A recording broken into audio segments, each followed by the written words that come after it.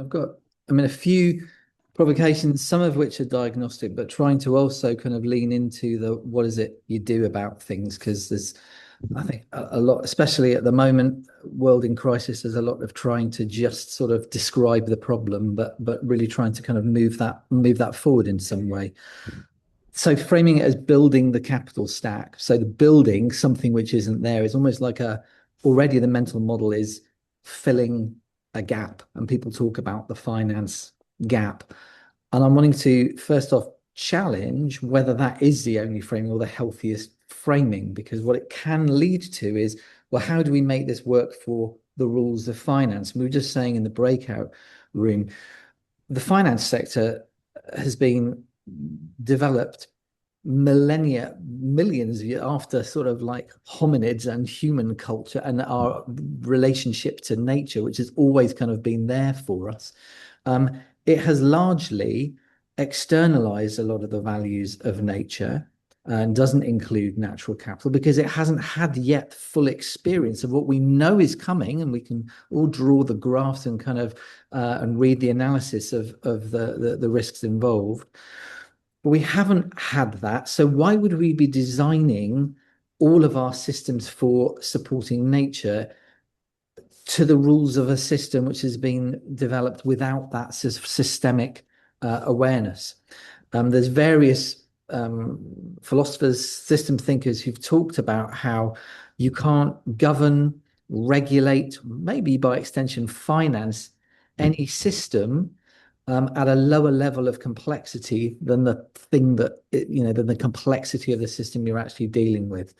And this may well be true in landscapes. So you could say, well, we can make finance work for a big palm plantation or a monocrop forestry, but at some point the complexity of nature breaks that down, so that you end up with lack of biodiversity, that you end up with that long-term risks kind of creeping in and ultimately undermining the health of the system. But finance is also being developed for optimization rather than the balancing factors of nature. So there's these kind of conflicts in terms of how are we designing things.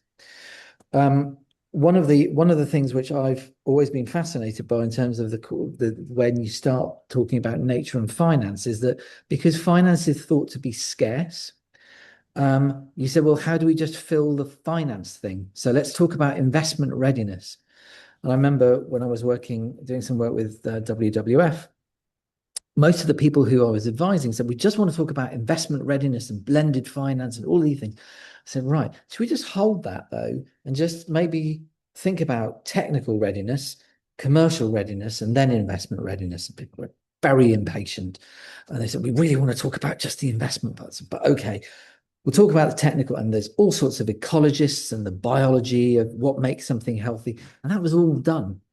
Then we moved to commercial readiness, and that's really the relational space. So what's everybody doing? What are they contributing? What are they taking? What benefits are there? What's being paid for? What's maybe being taken out without being paid for? And then it all got really messy.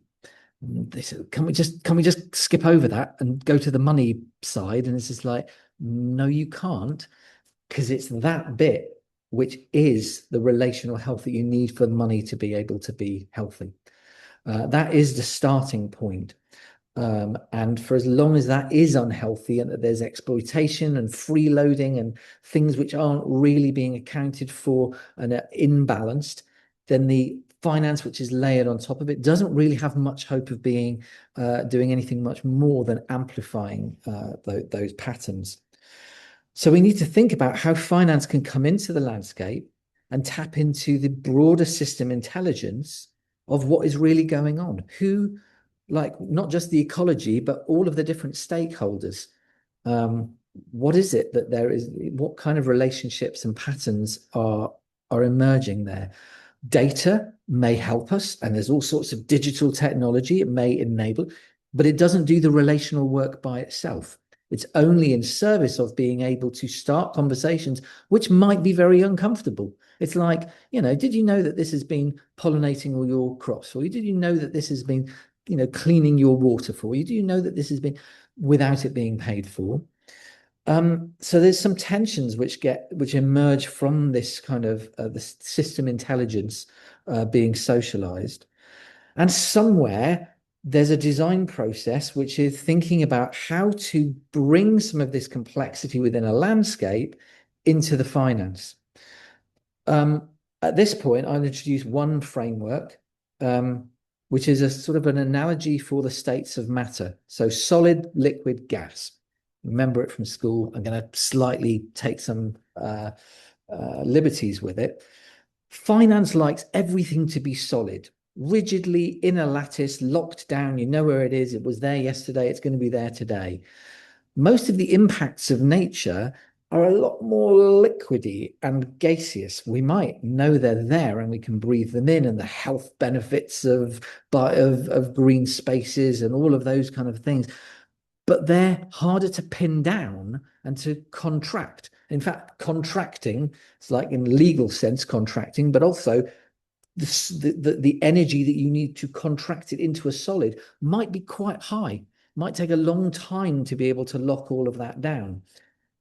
And what I've experienced personally through practice is if you only take the things which are just available and solid, like the things which are already there and financeable, you will externalize too much of nature and it will be very unhealthy. And if you try and contract every single thing in terms of the full extent of every impact and the sacred spiritual meaning of nature into a monetary contract, you will be, chasing rainbows. You'll never actually get anything done. So there's a balance to be struck in terms of how can you do enough to really get started and design it in a way that for the things that can't be contracted, they're designed to be able to be bring people in to lean into relationship.